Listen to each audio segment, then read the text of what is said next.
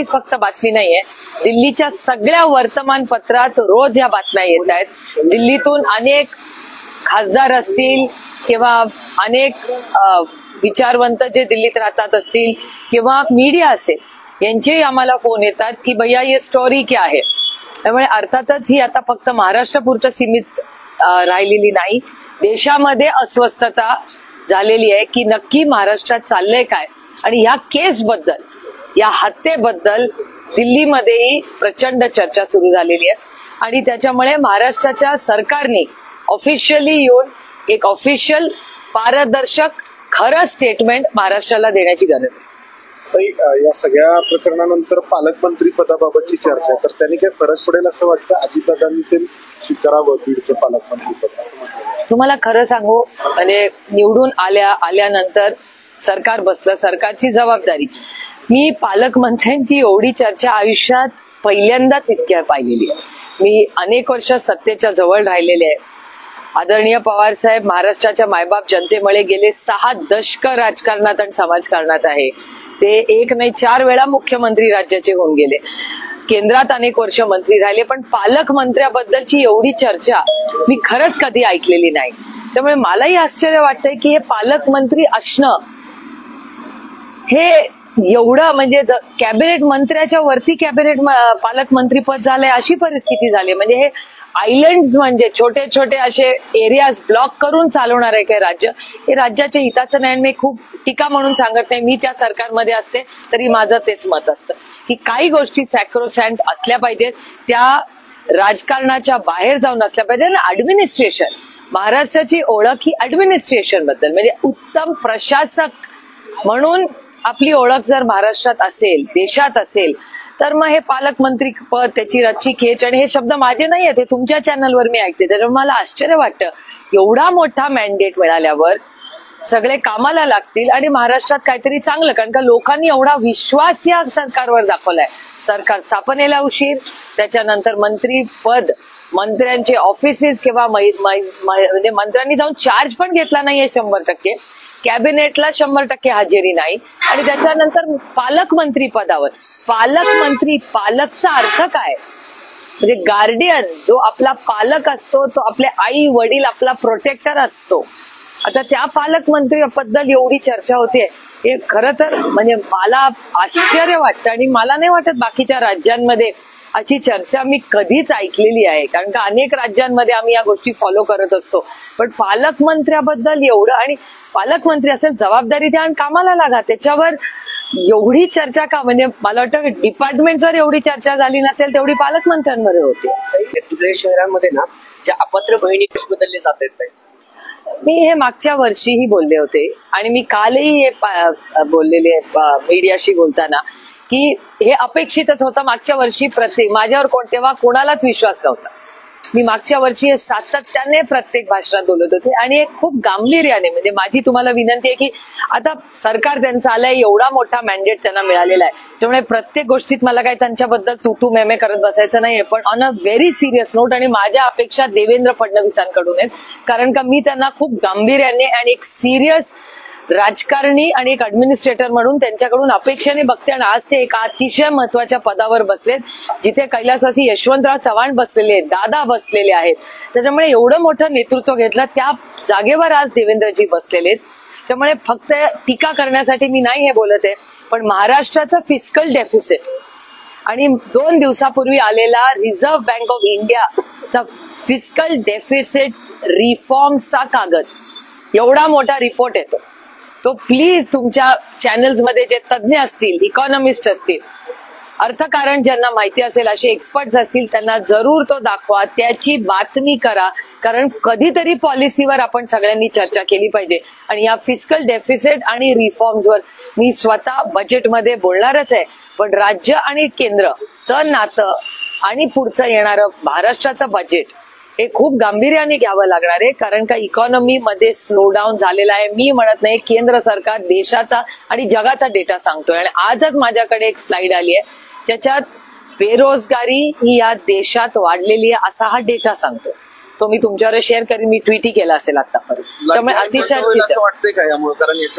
बंद होईल का नाही मला माहिती नाही, पण म्हणजे तो निर्णय सरकारचा असेल पण फिस्कल डेफिसिट म्हणजे सरकारचा होणारा खर्च, आणि अनेक वेळा इलेक्शन चालू असतानाही लोक म्हणत होते की डीपीटीसीचे पैसे वळवले जात आहेत. हे काय आहे, खरं नक्की काय आहे? आरोप प्रत्यारोप करण्यापेक्षा मला वाटतं ह्या सगळ्यावर एक व्हाईट पेपर काढून महाराष्ट्राला या सरकार ज्यांना एवढं मोठं मॅन्डेट मिळालंय.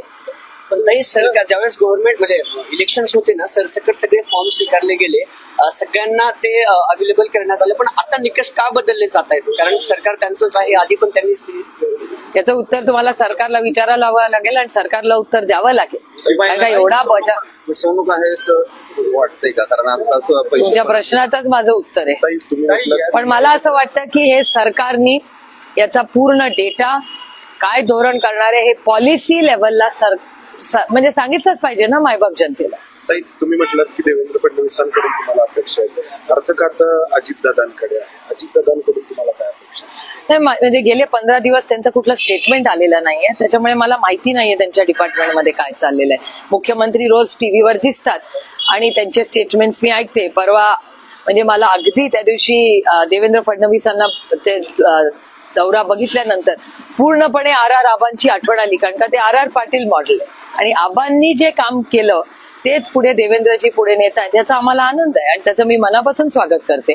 आणि त्याच्यामुळे ऍक्शन मोडमध्ये आज सरकारमध्ये काल मला आनंद वाटला की काल संध्याकाळी शिंदे साहेबही टीव्हीवर दिसले, त्यांनी काही निर्णय घेतलेत असं तुमच्या बातम्यांमध्ये आज सकाळच्या वर्तमानपत्रातही आलेलं आहे. त्याच्यामुळे हे सोडून दुसरं कोणीच मला दिसत नाहीये कुठे. त्याच्यामुळे नक्की सरकारमध्ये कोण काय काम करतंय याची काही क्लॅरिटी येत नाही. आणि जीएसटी काउन्सिलच्या मीटिंगला पुन्हा एकदा म्हणजे हा विषय माझ्यासाठी फार गंभीर आहे. लोक खूप कदाचित ते लाईटली घेत असतील, मला माहिती नाही, पण जीएसटी काउन्सिलच्या मीटिंगलाही महाराष्ट्राच्या सरकारने कोण गेलं, काय मुद्दे सरकारने मांडले हे आम्हाला कळलेलं नाही. आणि मी हे टीका म्हणून म्हणत नाही, मी पुन्हा पुन्हा सांगते की काही गोष्टी अशा आहेत ज्या खूप गांभीर्याने या देशाचं राज्याचं बजेट, आता 1 तारखेला देशाचं बजेट येणार आहे. आमच्या राज्यातल्या आम्ही काय दिल्लीला तुम्ही आम्हाला निवडून पाठवता महाराष्ट्राचे प्रश्न मांडण्यासाठी, आणि महाराष्ट्राचे प्रश्न मांडायच्या आधी आम्हाला तुम्ही नॉर्मली प्रथा अशी आहे की मुख्यमंत्री बोलवतात, जे मला म्हणजे अपेक्षा आहे की यावेळी देवेंद्रजी पार्लमेंट सुरू व्हायच्या आधी आम्हाला बोलवतील. आम्हाला ब्रीफिंग केलं जातं सगळ्याच खासदारांना, सगळ्याच पक्षाच्या, की आम्ही एक राज्य म्हणून लॉबिंग हा वाईट शब्द नाही, काही वेळा चांगल्या गोष्टीसाठी लोक लॉबिंग करतात. तर सगळ्या 48 खासदारांनी मिळून महाराष्ट्राचे काही प्रश्न राजकारण बाजूला ठेवून मांडले पाहिजेत. तसे जीएसटीचे इश्यूज असतील ना राज्याचे जे पेंडिंग आहेत केंद्र सरकारचे, तर महाराष्ट्राची काय लाईन आहे जीएसटी काउन्सिलमध्ये आम्हाला नाही माहिती. रेल्वेसाठी आम्ही एकत्र असतो नेहमी सगळे. रेल्वे डिपार्टमेंटला अश्विनी वैष्णवजींना भेटायला अनेक वेळा महाराष्ट्रातले आम्ही सगळे खासदार एकत्र जातो. अनेक वेळा नॅशनल हायवेचे इश्यूज असतात, त्याला गडकरी साहेबांना आम्ही भेटायला सगळे एकत्र जातो. तेव्हा आम्ही पक्षपात करत बसत नाही. आम्ही महाराष्ट्राच्या वतीने महाराष्ट्राच्या 48 खासदार एकामेकाशी चर्चा करतो, गप्पा गोष्टी करतो, डिस्कशन करून रेल्वे असेल, मोठे इन्फ्रास्ट्रक्चर इश्यूज असतील त्याच्यासाठी आम्ही एकत्र उभे राहतो. त्याच्यात काही राजकारण नसतं, ते राज्याच्या हितासाठी आम्ही एकत्र जातो. तसेच फायनान्सचे काही इश्यूज असतात. अनेक वेळा चर्चा होते की जीएसटीचे पैसे आले नाहीत किंवा जीएसटी मध्ये बदल झाले पाहिजेत. हे झालेच पाहिजेत ना, मागण्या राज्यांनी केल्या पाहिजेत, पण त्या काय मागण्या आहेत ह्या आता आम्हाला कळल्या पाहिजे. बीडचा जो विषय आहे तर पोलीस आणि सीआयडीचं पथक तपास करतात, पण युतीच्या ज्या प्रदेशाध्यक्ष आहेत अजित पवारांच्या पक्षाच्या संध्या सोनवणे यांची चौकशी झाली होती आणि पक्षीय पातळीवरती देखील हा तपास या प्रकरणामुळे जाताना दिसला. मला खरंच याची माहिती नाही. मला जे काय वर्तमानपत्रात येतं किंवा टीव्हीवर दिसतं त्याच्यावरूनच माहिती येते. पण माझी एवढीच अपेक्षा आहे की बीड आणि परभणी या दोन्ही केसेसची राजकारण बाजूला ठेवून, आणि मी कालही हेच बोलले की मला एका गोष्टीचा समाधान आहे की महाराष्ट्रातला संपूर्ण मीडिया आणि आता देशाचाही मीडिया गेले 26 दिवस सातत्याने प्रश्न विचारतो. आणि हे माणुसकीच्या नात्याने कधीतरी माणुसकी दाखवा, संवेदनशीलपणा हा एवढा मोठं मॅन्डेट आल्यावर दाखवणं आणि पारदर्शक कारभार करणं एवढीच अपेक्षा आहे ना या मायबाप जनतेची आणि आमच्याच सगळ्यांची. त्यासाठीच धनंजय मुंडेंचा राजीनामा घेण्यात यावा अशी मागणी होती. नाही, मी सुरेश दासांचंही स्टेटमेंट काल बघितलं, बाप्पांचं स्टेटमेंट बघितलं मी, आणि अनेक लोकांची स्टेटमेंट्स अशी येत आहेत. मला वाटतं संवेदनशीलपणा आणि जबाबदारी, सत्ता ही काय फक्त मिरवायची गोष्ट नसते, सत्ता ही एक सेवा आहे. लोकांच्या आयुष्यात, मायबाप जनतेच्या आयुष्यात एक चांगला बदल घडवण्याची ती संधी आहे. आणि एवढी जर कॉन्ट्रोवर्सी चालली असेल, स्थानिक मीडियावरच्या लोकांची काही मागणी असेल, तर जो योग्य आणि संवेदनशील निर्णय असेल तो महाराष्ट्राच्या माननीय मुख्यमंत्री आणि त्यांच्या मित्रपक्षांनी घ्यावा. मात्र या प्रकरणामध्ये जे वाल्मिक कराडांवरचे आरोप होत आहेत त्यांचे फोटो नेत्यांसोबतचे सातत्याने दिवसेंदिवस ट्विट केले जातात. मग ते शरद पवार साहेबांचा फोटो माझ्या बरोबर पण आहे ना. हा, म्हणजे पण आज अमोल मिटकर यांनी त्यांचा बजरंग सोनवणे सोबतचा फोटो ट्विट केला आणि ते म्हणतात की काय चाललंय नक्की काय कळायला मार्ग नाही. आमचे जुने फोटो आहेतच ना, एका पक्षातच होतो आणि आम्ही कधी डिनाय केले. म्हणजे माझा तर आमच्या घरातला बाहेरच्या बॅल्कनीतला फोटो आहे जो मला लक्षातही नाही, पण तो आलाय. एकाच पक्षात आम्ही काम करत होतो. कदाचित धनंजय मुंडे जेव्हा त्यांच्या वाढदिवसासाठी गोविंद बागेत आले असतील, कदाचित वाल्मिक कराड त्यांच्यावर आले असतील आणि हे फोटो आहे. आम्ही कधीच डिनाय केलेला नाहीये ते. आणि डिनाय करण्यासारखं काय आहे त्याच्यात? आम्हाला कसली चोरी आहे? आम्ही कधीच म्हणलं नाही आमचे त्यांचे संबंध नव्हते. आमचे संबंध होते तेव्हा एका पक्षात होतो, एकत्र काम करत होतो, त्याच्यात गैर काय? काही व्याघ्र प्रकल्पाचा एक विषय आहे. उमरेड कराडला ना F2 जे छावे किल्ले आहेत खरंतर वाघाचे, त्यांना तिथल्या स्थानिकांनी घेऊन त्यांना त्रास देण्याचा प्रयत्न केलाय, पण वन विभागाकडून कुठली ऍक्शन घेतली नाहीये. तिथून याआधी पण 2 ते 3 व्हिडिओ अशाच प्रकारचे व्हायरल आहेत. सरकारने याकडे पण गंभीरपणे बघितलं पाहिजे. नाही, काल मीही तो व्हिडिओ पाहिलेला आहे आणि कालच माझं फॉरेस्ट डिपार्टमेंटशीही बोलणं झालेलं आहे. काय झालंय की उमरेड असेल, ताडोबा असेल, देशामध्ये सगळीकडेच आजकाल टायगर सायटिंग मध्ये खूप जास्त लोक उत्साही झालेले आहेत आणि it's a form of tourism.